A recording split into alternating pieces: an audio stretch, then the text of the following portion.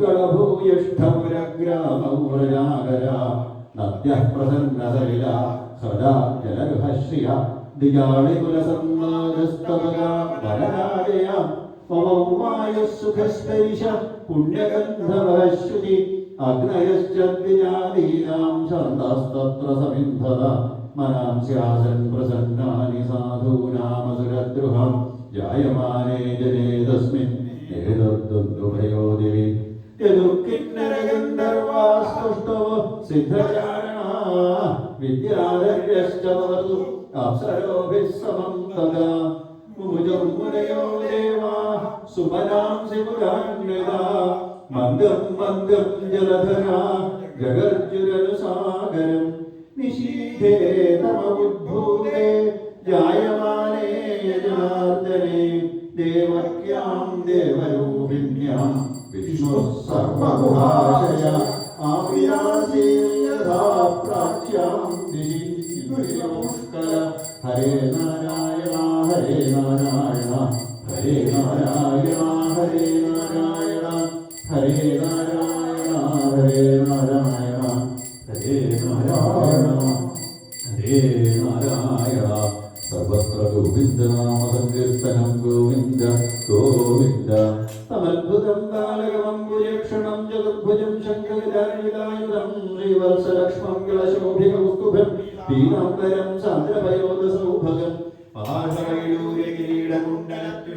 പരിഷ്വക്തസഹസ്രകുന്തളം ഉദ്ദാമകാഞ്ജംഗദകങ്കണാജഘർവിരോചമാനം വസുദേവൈക്ഷത സർവത്ര ഗോവിന്ദനാമ സങ്കീർത്തനം ഗോവിന്ദ ഗോവിന്ദ സവിസ്മയോത്ഫുല്ലവിലോചനോ ഹരിം സദംവിലോക്യാനഗദന്തവിസ്തദാ കൃഷ്ണാവതാരം സർവസംഭ്രമസ്പൃശൻ വദാതിജഭ്യോ യമാപ്ലുതോ ഗവാം ധൈര്യമസ്തൈവതാരപൂരുഷം പരമതംഗക്രധീയഃ കൃതഞ്ജലി സരോജിഷാം ഭാരതസൂതികാഗ്രഹം വിരോചയന്തം യദഭീയഃ പ്രഭാവമിൽ വസുദേവോവാച വിദോസി ഭവാൻ സാക്ഷാൽ പുരുഷപ്രകൃതിപരാകേവലായ ഭവാനന്ദസ്വരൂപ സർവബുദ്ധിധൃക് സ ഏവ സ്വപ്രകൃത്യേദം ഷഡ്വാഗ്രേന്ദ്രഗുണാത്മകം തദനത്വം പ്രവിഷ്ട പ്രവിഷ്ടൈവ ഭാവ്യസി ഹിദേവേ വികൃതാഭാവസ്തദാരേവീര്യ പൃഥഗ്ഭൂതാവിരാജം ജനയന്തി ഹി സത്യവച്ചമുൽപാദ്യവിശന്തേരുഗണായിവ പ്രാഗേവ വിദ്യമാനത്വാത് നരേണാമിവ സംഭവ एवं भवान् पद्यर्मे लक्षणैर्काग्यर्मय सन्नविदत्गुणाग्रहामनामृतत्वं बहिरन्तरं नदे सर्वसर्वात्मन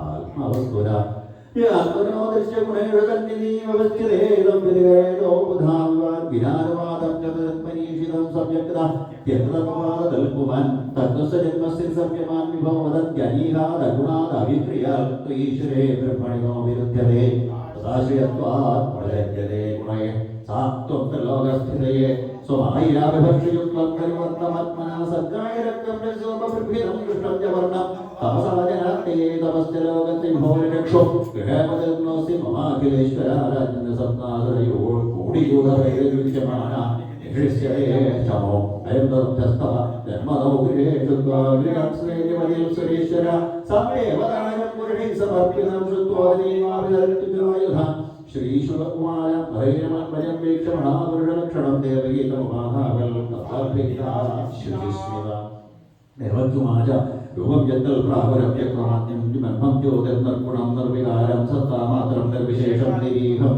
सा त्वं साक्षात् कृष्णधर्मदीप अष्टे लोके द्विरत्नावसाने महाभूतेषु विभूतं गिरेषु व्यक्तिव्यक्तं कालवेदेन यादे भवानेन शिष्यते शेषसज्ञा योऽयकालस्तस्य अव्यक्तवृन्दो ज्येष्ठामाहुश्चेष्टतेन विश्वं निमेषादर्वसनन्तो महीयं सन्तेषानं क्षमधाम प्रपद्ये मर्त्यो मृत्युव्याभीतपरायं लोकान् सर्वान् निर्भयं लभेच्छल् तद्वारव्यं प्राप्य यदक्षयाद्यात् स्वस्तश्चेते मृत्युरस्मादभैधि सात्वं गौरादुग्रहेणान्मजन्दस्त्राभित्रस्तन् प्रत्युत्रासहासि योगं चेदं पौरुषं ध्यानधिष्ण्यं महाप्रत्यक्षं माधुष्टां श्रेष्ठा जन्मदेव यशो भावो माविद्यन्मधुसूदन समन्त्यजे भवत्येतो संसारमधीरहि उपसद्भरविश्वात्मन् अधोरूपमलौकिकं तद्गजकृगदाभद्मश्रियायुष्टं चतुर्भुजं विश्वज्ञेदल्सुदनो निशान्ते यथावकाशं पुरुषः परो भवान् विभक्ति सोऽयं समागर्भवो भूततो लोकस्य विडम्बनं विदल् श्रीभगवानुवाच त्वमेव पूर्वसर्गे भो प्रश्नि स्वायम्भुवे सती तदय सर्वानां प्रजापतिर्कल्मषा യുവാം വൈ ബ്രഹ്മണാദിഷ്ടോ പ്രജാസർഗേയതാസന്യമേന്ദ്രിയഗ്രാമം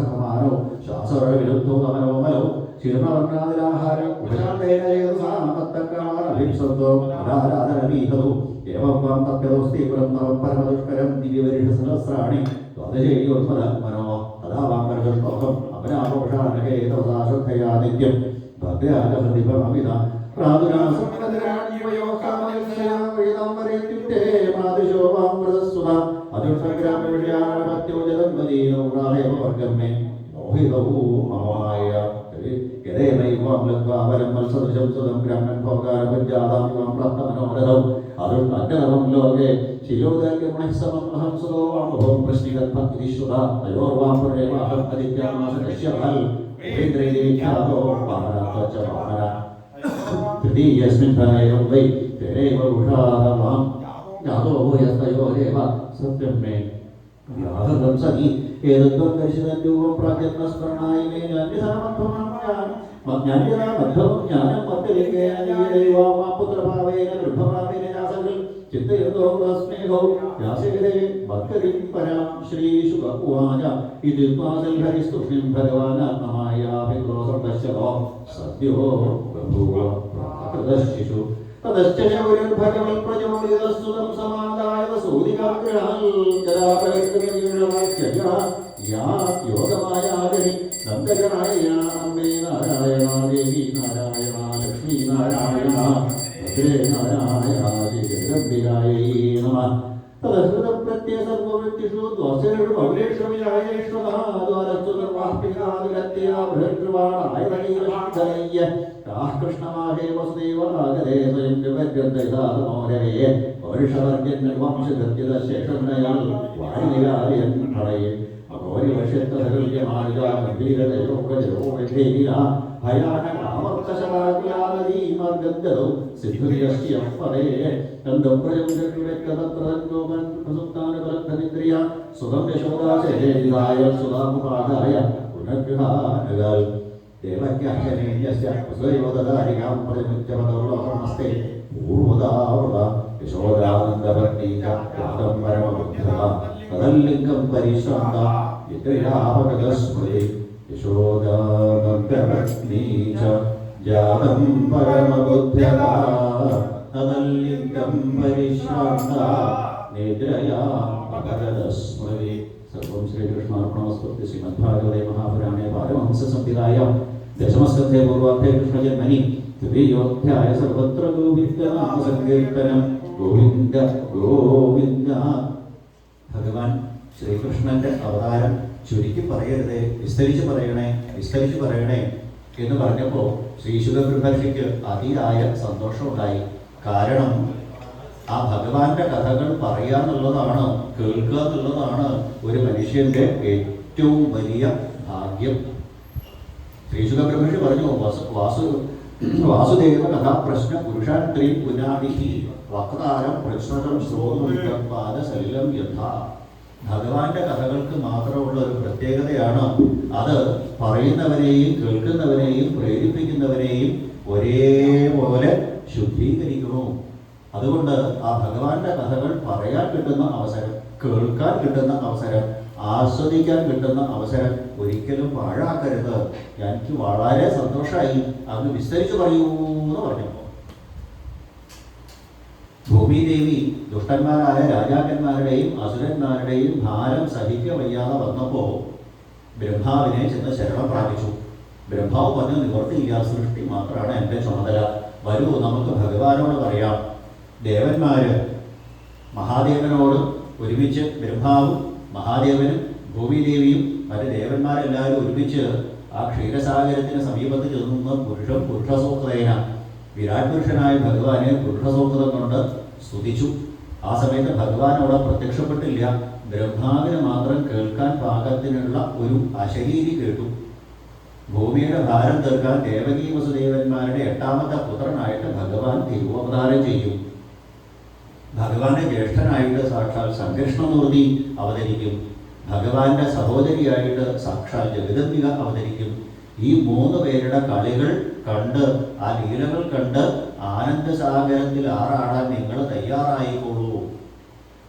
ഇങ്ങനെ ആ ഭഗവാന്റെ മേഘസുന്ദരനായ രൂപത്തിൽ ഭഗവാന്റെ ലീലകൾ നിങ്ങൾക്ക് അടുത്ത് നിന്ന് ആസ്വദിക്കാം.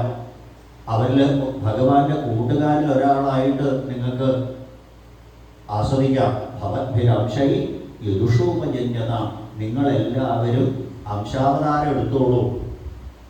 ഇതിനു വേണ്ടിയിട്ടാണ് എന്തായിത്തീരണം ഞാൻ ഒരു പിടിയവിലോ വെണ്ണയോ വെന്തീരത്തണ്ടോ ഇന്നത് ഇല്ല.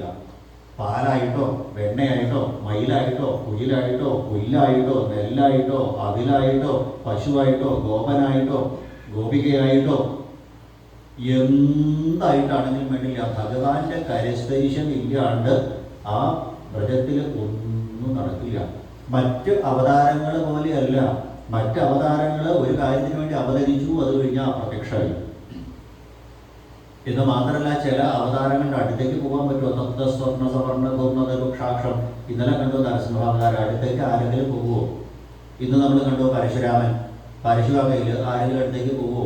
പക്ഷെ അതിന് പകരം മേഘസുന്ദരനായിട്ടുള്ള ആ ശ്രീകൃഷ്ണന്റെ രൂപം കണ്ടാൽ ആരായെങ്കിൽ എന്ത് മിഴിയുള്ളവർ നോക്കി നിൽക്കും. പട്ടേരുപാട് പറഞ്ഞില്ലേ, എന്നാ കസ്യ കുതുകം ഉഷ്ണാതി വിഷ്ണു വിഭോ. ആർക്കാ കൊതി തോന്നാതെ? ലോകത്തിലുള്ള സകല ചരാചരങ്ങളെയും തന്നിലേക്ക് ആകർഷിക്കുന്ന രൂപത്തിൽ ഭഗവാൻ അവതരിക്കാൻ പോവുകയാണ്. ആ ഭഗവാന്റെ തോളത്ത് കൈയിടാൻ, ഭഗവാന്റെ കൈ കോർത്ത് തുള്ളിച്ചാടാൻ, ഭഗവാന്റെ ചോറെടുത്ത് കഴിക്കാൻ, ഭഗവാനെ മടിയിൽ പിടിച്ച് കിടത്താൻ, ഭഗവാനെ കെട്ടിപ്പിടിക്കാൻ, ഭഗവാനെ ഉമ്മ വയ്ക്കാൻ, ഭഗവാന്റെ മടിയിൽ കിടക്കാൻ, ഭഗവാന്റെ കൂട്ടുകാരിൽ ഒരാളായിട്ട് ചേർന്ന് നിന്നുകൊണ്ട് ആ സച്ചിദാനന്ദം എന്താണെന്ന് നിങ്ങൾക്ക് അനുഭവിക്കണോ? ഭവദ്ഭിരംശൈഷൂപജന്യതാം, നിങ്ങളെല്ലാവരും ആ യാദവംശത്തിൽ അംശാവതാരം എടുത്തോളൂ. എന്ത് അവതാരം? ഇന്നതെന്നില്ല. അവിലായാലും കുയിലായാലും മയിലായാലും മണ്ണായാലും പുല്ലായാലും ഒക്കെ ഭഗവാന് പ്രിയപ്പെട്ടതാണ്. അതുകൊണ്ട് നിങ്ങൾ തയ്യാറായിട്ടിരുന്നോളൂ ആ ഭഗവാന്റെ വരവിന് വേണ്ടിയിട്ട്. അങ്ങനെ ദുഷ്ടന്മാരായ രാജാക്കന്മാരുടെ ആ ശക്തിക്ക് അറുതി വരുത്താൻ ഭഗവാൻ അവതരിക്കുന്നുണ്ട് എന്ന് പറഞ്ഞ് ഭഗവാൻ അനുഗ്രഹിച്ചു. ബ്രഹ്മാദി ദേവന്മാര്, ബ്രഹ്മാവ് മറ്റ് ദേവന്മാരെ എല്ലാവരെയും പറഞ്ഞയച്ചു. അങ്ങനെ ഇരിക്കുമ്പോഴാണ് ദേവകീ വസുദേവന്മാരുടെ ഗംഭീരമായിട്ടുള്ള വിവാഹം. തൻ്റെ സഹോദരിയുടെ വിവാഹത്തിന് താൻ തന്നെയാണ് തേര് കളിക്കാനെന്നുള്ള മട്ടിൽ സാരഥ്യം ഏറ്റെടുത്തു. അങ്ങനെ ദേവകീ വസുദേവന്മാരെന്ന വധൂവരന്മാരെ എഴുന്നള്ളിച്ചുകൊണ്ട് തേരിൽ പോകുമ്പോഴാണ് ഗംഭീരമായിട്ടുള്ള പുഷ്പവൃഷ്ടി, അതുപോലെ തന്നെ വാദ്യഘോഷങ്ങൾ, ശംഖധ്വനി, പടഹധ്വനി തുടങ്ങിയിട്ടുള്ള ഗംഭീരമായ ഘോഷയാത്ര. ആ ഘോഷയാത്രയുടെ ശബ്ദത്തിനെ വെല്ലുന്ന രീതിയിൽ ഇടിവെട്ട് പോലൊരു ശബ്ദം.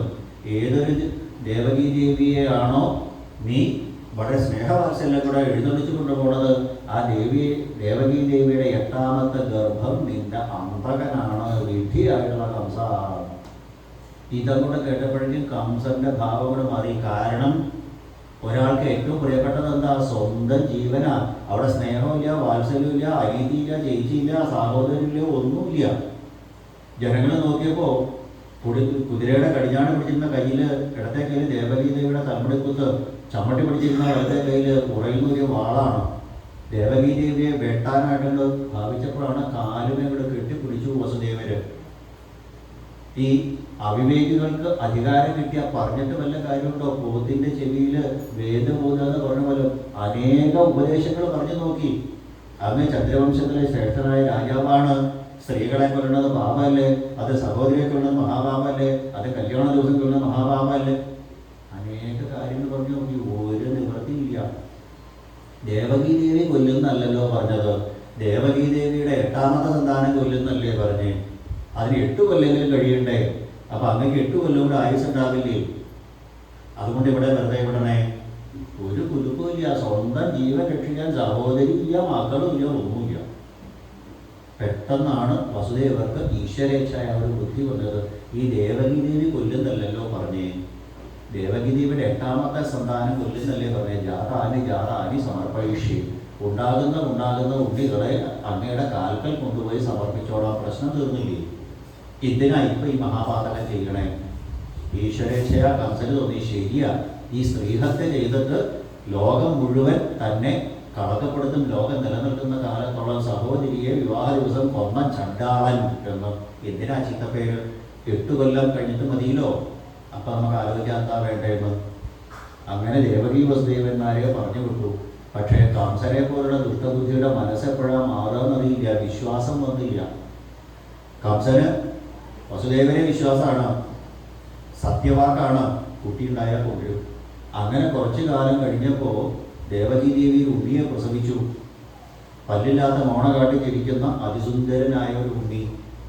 കംസചക്രവർത്തിയുടെ കാൽക്കൽ കൊണ്ടങ്ങനെ കിടത്തി. പല്ലില്ലാത്ത മോണ കാട്ടി ചിരിക്കണം കണ്ടപ്പോൾ ശിലാഹൃദയനായ കംസന്റെ മനസ്സ് വരകൾ അലിഞ്ഞു പോയി. കുമാരോയം, ഈ കുട്ടിയെ കൊണ്ടുപോയി, ഇവരല്ലല്ലോ കൊല്ലുന്ന പറഞ്ഞേ, 8ാമത്തെ അല്ലേ, അപ്പം കൊണ്ടുവന്നാൽ മതി. ഓ ആയതായി എന്ന് പറഞ്ഞ് ഗൃഹത്തിലേക്ക് വന്നു. ദേവകി ദേവിക്ക് സന്തോഷം, വസുദേവർക്ക് സന്തോഷം, കംസന് ആശ്വാസം, രാജ്യത്തെ എല്ലാവർക്കും സമാധാനം. പക്ഷെ ഒരാൾക്ക് മാത്രം ഇരിക്കപ്പെടുത്തിയില്ല, വേറെക്കല്ല ശ്രീനാരദ മഹർഷിക്ക്. കാരണം കംസന് നല്ല ബുദ്ധി തോന്നിയാൽ ശ്രീകൃഷ്ണാവതാരം വൈകും. ആ കൃഷ്ണാവതാരം കണ്ട് ആ മേഘസുന്ദരന്റെ ലീലകൾ കണ്ട് തുള്ളിച്ചാടാൻ വേണ്ടിയിട്ടാണ് ശ്രീനാരദ മഹർഷി ഈ പാട് മുഴുവൻ പെട്ടത്. അപ്പം കംസന് നല്ല ബുദ്ധി തോന്നിയാൽ കൃഷ്ണാവതാരം വൈകിയാലോ? വേഗം കൊട്ടാരത്തിലേക്ക് ചെന്നു. രാജാവേ, അങ്ങ് എന്താ ഒരു ചൂടില്ലാണ്ടിരിക്കണേ? ദേവകീ ദേവിയുടെ 8ാമത്തെ ഗർഭം കൊല്ലുന്ന പറഞ്ഞിട്ട് അങ്ങക്ക് ഒരു ചൂടില്ലല്ലോ, കൂളായിട്ടിരിക്കണല്ലോ. 8ാമത്തെ അല്ലേ കൊല്ലുന്ന പറഞ്ഞേ, 21ാമത്തെ അല്ലേ ആയുള്ളൂ. നാരദ മഹർഷി പറഞ്ഞ് ആ ബ്രെയിൻ വാഷ് ചെയ്തു, ബുദ്ധി അങ്ങോട്ട് മാറ്റി കംസന്റെ. കഴിഞ്ഞ ജന്മം അങ്ങ് കാലനേമിയായിരുന്നു, അങ്ങയെ കൊന്നത് ആ ശ്രീഹരിയാ. ആ ശ്രീഹരി തന്നെയാ ഈ ജന്മം അങ്ങയുടെ ശത്രുവായിട്ട് 8ാമത്തെ ഗർഭമായിട്ട് വരാൻ പോണത്. 8 കുട്ടികളെ വട്ടത്തിലങ്ങനെ നിർത്തി, ഇതിലൊന്ന് ഏതാ ഒന്ന്, ഏതായിട്ട് പറയൂ. 8ാമത്തേന്ന് പറഞ്ഞു. എവിടുന്ന് 8ാമത്തേന്ന് പറയുന്നത്? 1, 2, 3 എന്ന് പറഞ്ഞാൽ 8ാമത്തെ ആയിട്ട്. തിരിച്ചൊന്നും തന്നെ നോക്കൂ, 8, 7, 6, 5, 4, 3, 2, 1 1ാമത്തെ കേട്ട് പറഞ്ഞങ്ങോട് മനസ്സങ്ങോട് മാറ്റിയപ്പോൾ കംസന് ആകെ പരിഭ്രാന്തിയായി. താൻ സുരക്ഷിതനല്ല എന്ന് മനസ്സിലായി. വേഗം പാഞ്ഞങ്ങോട് ചെന്നു. ആ സന്താനത്തിന്റെ കാല് പിടിച്ചിട്ട് നിലക്കങ്ങോട് അടിച്ച് അബോധയിൽ ശിലാവൃക്ഷേതന്റെ കഥ കഴിച്ചു. ദേവകീ വസുദേവന്മാരെ ചങ്ങല കൊണ്ട് ബന്ധിച്ച് കാരാഗ്രഹത്തിലിട്ടു. ഇനി എങ്ങനെയാ ഇവർക്ക് സന്താനം ഉണ്ടാവണമെന്ന് അറിയണ്ടേ? പക്ഷേ ഭഗവാന്റെ ഇച്ഛയല്ലേ എല്ലാം. ദേവകീ ദേവി 6 ഉണ്ണികളെ പ്രസവിച്ചു. ആ 6 ഉണ്ണികളെയും തല്ലിയോട് കൊന്നു കംസൻ. 7ാമതായിട്ട് ദേവകീ ദേവി ഗർഭമുണ്ടായപ്പോൾ ഭഗവാൻ തൻ്റെ സഹോദരിയായ വെള്ളേപ്പള്ളി ഭഗവത് ദുർഗാഭാരിയെ കുറിച്ച് പറഞ്ഞു, സഹോദരി നീ ഒരു കാര്യം ചെയ്യണം. വസുദേവരുടെ ഒരു പത്നി രോഹിണി അവിടെ നന്ദഗോകുലത്തിൽ നന്ദഗോപയുടെ പത്നി യശോദമ്മയുടെ തോഴിയായിട്ട് താമസിക്കുന്നുണ്ട്. ഈ 7ാമത്തെ ഗർഭം രോഹിണി ദേവിയിലേക്ക് കൊണ്ടുപോയി സന്നിവേശിപ്പിക്കണം. ഇതിൻ്റെ ഫലമായിട്ട് നിനക്ക് ഈ ഏട്ടൻ്റെ വല്ല സമ്മാനമുണ്ട്. എന്താ? ദുർഗാലയങ്ങൾ വിട്ടിട്ട് നിന്നെ ജനങ്ങൾ ആ നാരായണ ഈശാനി അനേകം പേരുകളിൽ നിന്നെ സ്തുതിക്കും. ഇതാണ് ഏട്ടൻ്റെ വല്ല സമ്മാനം. താമസം ഉണ്ടായില്ല. ഭഗവത് സഹോദരിയായ ജഗദംബിക ദേവകീ ദേവിയുടെ 7ാമത്തെ ഗർഭത്തിനെ രോഹിണി ദേവിയിലേക്ക് കൊണ്ടുപോയി നിക്ഷേപിച്ചു. അഹോ വിശ്രംസിതോ ഗർഭ ഇത് പൗരാവി ചുക്രുഷു. ദേവകീ ദേവിയുടെ 7ാമത്തെ ഗർഭം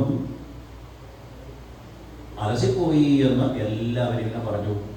അങ്ങനെ ഇരിക്കുമ്പോഴാണ് കാരാഗ്രഹത്തിൽ ഒരു ദിവസം വസുദേവരുടെ മുഖത്ത് അഭൗമികമായൊരു തേജസ്, ഭഗവാന്റെ തേജസ് വസുദേവരിലേക്ക്, വസുദേവര് അത് ദേവകീ ദേവിയിലേക്ക് പകർന്നു കൊടുത്തു. അങ്ങനെ ദേവകീ ദേവി ഭഗവാനെ പ്രസവിക്കാൻ തയ്യാറായിട്ട് ഉദരത്തിൽ വഹിക്കുക. സാക്ഷാൽ ജഗദീശ്വരൻ പിറക്കാനായിട്ട് പോകുമെന്ന് പറയുമ്പോൾ ബ്രഹ്മാദി ദേവന്മാർ അവിടെ വന്ന് സ്തുതിക്കുകയാണ്. 8ാമത്തെ പുത്രനായിട്ട് 8ാമത്തെ ശ്ലോകത്തിൽ തിരോധാനം ചെയ്യുന്ന ഭഗവാനെ സത്യം സത്യം സത്യം സത്യം സത്യം സത്യാത്മകം ത്വം ശരണം പ്രപന്ന എന്ന് പറഞ്ഞ് സ്തുതിക്കാനായിട്ട് തുടങ്ങി. മത്സ്യശ്വരക്ഷമനസിംഹപരാഹംസരായജ്ഞവിപ്രഭുദേവതാവതാര ത്വം പാതിനസ്തവിഭവനം ചേതാധുനേശ ആരംഭവോ ഹര യദുത്തമ വന്ദനം തേ എന്ന് പറഞ്ഞ് ഗംഭീരമായിട്ട് സ്തുതിച്ചു. ഭഗവാൻ ആ സമയത്ത് എല്ലാവരെയും പറഞ്ഞു കൊടുത്തു, നിങ്ങളെല്ലാവരും പോകോളൂ, ആവശ്യപ്പെടുമ്പോൾ മാത്രം ഇങ്ങോട്ട് എൻ്റെ സഹായികളായിട്ട് എത്തിയാൽ മതി. 33 ദേവന്മാരെ പറഞ്ഞു വെച്ചു. അധ സർവഗുണോ വേദകാല പരമശോഭന അങ്ങനെ ആ കാലം വളരെ ശോഭനമായിട്ട് തീർന്നു. നിർമ്മലമായിട്ടുള്ള ആകാശ മേഘങ്ങളെല്ലാം മാറി, നക്ഷത്രങ്ങളും ഗ്രഹങ്ങളെല്ലാം മനോഹരമായ രാശികളിൽ നക്ഷത്രങ്ങൾ കണ്ണു ചിമ്മാതെ നിന്നു പരീക്ഷിച്ചേ എന്ന് പറയാം. അതുപോലെ നദ്യപ്രസന്നതയില നദികളിലൊക്കെ തെളിഞ്ഞ ജലം ഒഴുകാനായിട്ട് തുടങ്ങി. നദികൾ വേഗത കുറച്ച് സാവധാനം. തടാകങ്ങളിൽ താമരപ്പ് വിരിയാൻ തുടങ്ങി. അർദ്ധരാത്രി താമരപ്പ് വിരിയുന്നത് എവിടെയെങ്കിലും കേട്ടിട്ടുണ്ടോ? കാലപുരുഷനാണ് വരണത്, അതുകൊണ്ട് താമരപ്പൂ വിരിഞ്ഞു. അതുപോലെ വിദ്യാധരന്മാർ വാദ്യഘോഷങ്ങൾ മുഴക്കണു, അപ്സരസ്സുകൾ നൃത്തം ചെയ്യണു, ഗന്ധർവന്മാർ പാട്ട് പാടണു. പിന്നെ ബ്രാഹ്മണരുടെ യാഗശാല അഗ്നി ശക്തമായിട്ട് ജ്വലിക്കാൻ തുടങ്ങി. വായു സുഖസ്പരിശ മന്ദമാരുതൻ വീശാനായിട്ട് തുടങ്ങി. ഇങ്ങനെ 33 കോടി ദേവന്മാര് കൈക്കുടക്കം നിറങ്ങിയ പൂക്കളുമായിട്ട് ഇങ്ങനെ നിൽക്കുകയാണ് ഭഗവാന്റെ തിരുവതാരം കാണാനായിട്ട്. നിശീതേതമരുദ്ഭൂതേജായമാനേ ജനാർദ്ദനെ. അങ്ങനെ ദേവകീ ദേവിയുടെ ദേവക്യം ദേവരൂപിണ്യാം വിഷ്ണു സർവഭാഷയ സർവചരാചരങ്ങളിലെയും ഉള്ളിൽ അന്തര്യാമയായിട്ട് സ്ഥിതി ചെയ്യുന്ന ഭഗവാൻ ദിവ്യവൈശ്വര വേഷം ധരിച്ച് ദേവകീ വസുദേവന്മാരുടെ പുത്രനായിട്ട് 8ാമത്തെ പുത്രനായിട്ട് 8ാമത്തെ ശ്ലോകത്തിൽ ശംഖുചക്ര ഗദാപത്മങ്ങളോടുകൂടി പ്രത്യക്ഷപ്പെട്ടു. അമദ്ഭുതം ബാലകം. ഇനി നാളെ മുതൽ കേൾക്കാൻ പോണ കാര്യങ്ങൾ മുഴുവൻ നമ്മുടെ യുക്തിക്ക് പിടിക്കില്ല. അങ്ങനെയൊക്കെ ഉണ്ടാവുമോ? ഉണ്ടാവും. കാരണം അത്ഭുതം എന്ന് ആദ്യം വാക്ക് പറയും. ഈ ഒരു വാക്ക് ഓർമ്മ വയ്ക്കുക. അപ്പം അങ്ങനെ കാട്ടുതീ വിഴുങ്ങാൻ പറ്റുമോ? വിഴുങ്ങാൻ പറ്റും. പർവ്വതത്തിൽ പൊക്കാൻ പറ്റുമോ? പറ്റും. ആരാ? തം അത്ഭുതം ബാലം. ശംഖചക്ര ഗജാപത്മങ്ങളോടുകൂടി പീതാംബര ധരിച്ചിരിക്കുന്ന സാക്ഷാൽ ചതുർഭുജമായിട്ടുള്ള ആ വിഷ്ണു സ്വരൂപമായിട്ട് ഭഗവാൻ ദിവോദാനം ചെയ്തു. ദേവകീ വസുദേവന്മാർ ഗംഭീരമായിട്ട് സ്തുതിച്ചു. ദേവകീ ദേവി പറഞ്ഞു, ഇങ്ങനെ അത്ഭുതകരമായുള്ള ഒരു ശിശു എൻ്റെ ഉദരത്തിൽ ജനിച്ചു എന്ന് പറഞ്ഞാൽ മനുഷ്യർ വിശ്വസിക്കില്ല. എന്ന് മാത്രമല്ല, കംസരാജാവ് അറിഞ്ഞു കഴിഞ്ഞാൽ അങ്ങയെ വധിക്കാനായിട്ട് വാങ്ങി വരികയും ചെയ്യും. അതുകൊണ്ട് ഈ രൂപം ഒന്ന് ചുരുക്കണേന്ന് പറഞ്ഞു. ഭഗവാൻ പറഞ്ഞു, ഞാൻ ഈ രൂപത്തിൽ വന്നത് എന്തിനാണെന്ന് അറിയോ? നിങ്ങൾക്ക് പൂർവ്വജന്മസ്മൃതി ഉണ്ടാവാനാണ്. ഞാൻ പുത്രനാണ് ജനിക്കണമെന്ന് നിങ്ങൾ 3 പ്രാവശ്യം എന്നോട് അഭ്യർത്ഥിച്ചു. ആദ്യം നിങ്ങൾ കൃഷ്ണി എന്നും സുതവസ് എന്ന ദമ്പതിമാരായിരുന്നു. അപ്പം ഞാൻ കൃഷ്ണിഗർഭനായിട്ട് അവതരിച്ചു. 2ാമത്തെ ജന്മം അതിഥി കശ്യപന്മാരായിട്ട് നിങ്ങൾ ജനിച്ചു. അപ്പോൾ വാമനനായിട്ട് ഞാൻ അവതരിച്ചു. ഇപ്പം നിങ്ങൾ ദേവകീ വസുദേവന്മാരായപ്പോൾ ഞാൻ ഈ രൂപം എടുത്തിരിക്കുന്നു. കംസനിൽ നിന്ന് നിങ്ങൾക്ക് പേടിയുണ്ടെങ്കിൽ എന്നെ നന്ദഗോകുലത്തിൽ യശോദമ്മ പ്രസവിച്ചിട്ടുണ്ട് എൻ്റെ സഹോദരിയെ ജഗദംബികയെ. ആ തൽപ്പത്തിൽ കൊണ്ട് കിടത്തി ജഗദംബികയെ എടുത്തുകൊണ്ട് വന്ന് ഇവിടെ കിടത്തിക്കോളൂ. ബഹുവ പ്രാകൃത ശിശു. ഇതങ്ങനെ പറഞ്ഞ് ഭഗവാൻ സാധാരണ ശിശുവിനെ പോലെയായിട്ട് മാറി. അപ്പോഴേക്കും യശോദമ്മ പ്രസവിച്ചിട്ടുണ്ട് യോഗമായെ. ഭഗവാനെ കയ്യിലങ്ങൾ എടുത്തു. അപ്പോഴേക്കും ഉരുക്ക് ചങ്ങലകളൊക്കെ അഴിഞ്ഞു വീണു. ഉരുക്ക് വാതിലുകളൊക്കെ തുറന്നു. കാവൽക്കാരൊക്കെ നിന്ന് നിൽപ്പ് ഉറങ്ങണം. എല്ലാവരും ഗാഠനിദ്രയിൽ പൂർണ്ണമായിട്ട് നിശബ്ദത. ഭഗവാനെ കയ്യിലെടുത്തു. ഭഗവാനെ കയ്യിലെടുക്കുന്ന താമസം പ്രകൃതി തന്നെ തുള്ളിച്ചാടുക. അതിഭീകരമായിട്ടുള്ള ഇടി, മിന്നല്, ചുഴലിക്കാറ്റ്, തുള്ളി, കുരുകുടം, പേമാരി, പ്രകൃതി തന്നെ അട്ടഹസിച്ച് സന്തോഷിക്കണു. പക്ഷേ ഭഗവാന്റെ ശരീരത്തിൽ ഒരു തുള്ളി പോലും വെള്ളം വീഴാതെ ആ ആദിശേഷൻ 1000 ഭണങ്ങൾ വിരിച്ച് കൊടയാക്കി പിടിച്ചു. ആ ആദിശേഷന്റെ ഭണങ്ങളിലുള്ള രത്നങ്ങൾ കൊണ്ട് വെളിച്ചം കാണാം. ആ ഇരുട്ട് നീങ്ങി ആ പ്രകാശത്തിലൂടെ നടന്ന് യമുനാ നദി എത്തിയപ്പോൾ ഭയാനക ആവർത്തശതാകുലാ നദി കൂലം കുത്തി ഒഴുക. ആകാശം മുട്ടെ തിരമാലകൾ പൊങ്ങിക്കൊണ്ട് അട്ടഹസിച്ചുകൊണ്ട് കാളിന്തി. എൻ്റെ കണ്ണൻ ജനിച്ചു എന്നുള്ള സന്തോഷത്തിൽ വസുദേവനെ നോക്കിയപ്പോൾ എങ്ങനെയാ അത് കടക്കുക? കാളിന്തി ദേവി ഒന്നേ നോക്കിയുള്ളൂ. അംഭോരുഹസ്തകളഹം സകിശോരരമ്യം. താമരപ്പൂവിൽ കിടക്കുന്ന അരയന്നക്കുട്ടിയെ പോലെ വസുദേവന്റെ കയ്യിൽ കിടക്കുന്ന ഭഗവാനെ കണ്ടപ്പോഴാണ് മനസ്സിലായത്, കഴിഞ്ഞ യുഗത്തിൽ ത്രേതായുഗത്തിൽ തൻ്റെ ഭർത്താവായ സമുദ്രത്തിനെ വറ്റിച്ച് കളയാനായിട്ട് ആഗ്നേയാസ്ത്രം വലിച്ചെടുത്ത ശ്രീരാമചന്ദ്ര പ്രഭുവായി അവതരിച്ച അതേ ചൈതന്യം തന്നെയാണ് ഇപ്പൊ കൃഷ്ണനായിട്ട് വന്നേക്കണത് എന്ന് മനസ്സിലായപ്പോൾ ഭാഗം സിന്ധുരി അശ്രീ ഓഫ് പതേ വഴിമാറികൾ കൊടുത്തു. ഇപ്പൊ കണങ്കാലോടെ ഉള്ളൂ കാളിന്തിയിലെ ജലം വസുദേവർക്ക്. അങ്ങനെ നടന്ന് എവിടെയാണ് നന്ദഗോകുലത്തിലെ യശോദമ്മ പ്രസവിച്ചതെന്ന് അറിയാൻ പ്രയാസം ഉണ്ടായില്ല. നവജാത ശിശുവിൻ്റെ കരച്ചിൽ കേൾക്കാനുണ്ട്. ആ യശോദാദേവി ഗർഭാലസത്തിൽ മയങ്ങിക്കിടക്കുകയാണ്. ഇവിടെ ദേവകീ ദേവി ആ യശോദാദേവിയുടെ ഗർഭഗർഭത്തിൽ കിടത്തി ഭഗവാനെ. അവിടെ നിന്ന് യോഗമായി എടുത്തുകൊണ്ട് വന്നു. കാളിന്തി നദി തിരിച്ചു നടന്ന് കംസന്റെ ആ കാരാഗ്രഹത്തിൽ എത്തിയപ്പോഴേക്കും പൂർവ്വതാവൃത, ആ വാതിലുകളെല്ലാം അടഞ്ഞു, ചങ്ങലകളെല്ലാം ഏത്തുകൊന്ന് വീണു, എല്ലാം പതുപോലെയായി. യശോദയും അതുപോലെ യശോദാദേവിയും ദേവകീദേവിയും പ്രസവിച്ചു എന്നുള്ളതല്ലാതെ കുട്ടി ആണാണോ പെണ്ണാണോ എന്നുള്ള ബോധം അവർക്കുണ്ടായില്ല. ഗർഭാലസ്യം കൊണ്ടും ഭഗവാന്റെ മായ കൊണ്ടും. എനിക്ക് ഉറക്കം വരികയാണ് എന്നുള്ള മട്ടിൽ ഭഗവാൻ സാവധാനം തൻ്റെ കണ്ണുകൾ ചെന്താമരപ്പൂവിൻ്റെ ഇതളുകൾ പോലെയുള്ള മനോഹരമായ ആ കണ്ണുകൾ സാവധാനം അടയ്ക്കാൻ തുടങ്ങി. അങ്ങനെ ആ ഭഗവാൻ ഉണ്ണിക്കണ്ണൻ അവിടെ കിടന്ന് സാവധാനം ഉറങ്ങാൻ തുടങ്ങുന്നു. നമുക്ക് ആ ഭഗവാന്റെ ഉണ്ണിക്കണ്ണൻ്റെ നിർപ്പാദത്തിൽ ഇന്നത്തെ ആ പാരായണ പ്രഭാഷണങ്ങൾ സമർപ്പിക്കാം. നാളെ ആ ജഗദീശ്വരൻ്റെ ദിവ്യ കൈശവവേഷത്തിൻ്റെ അത്യത്ഭുതകരമായ ലീലകൾ ആസ്വദിക്കാൻ എല്ലാ ജഗദമ്പികയും ഭഗവാൻ അനുഗ്രഹിക്കട്ടെ എന്ന് പ്രാർത്ഥിച്ചുകൊണ്ട് ഇന്നത്തെ പാരായണ പ്രഭാഷണങ്ങൾ ഭഗവാന്റെ നിർപ്പാദത്തിൽ നമുക്ക് സമർപ്പിക്കാം.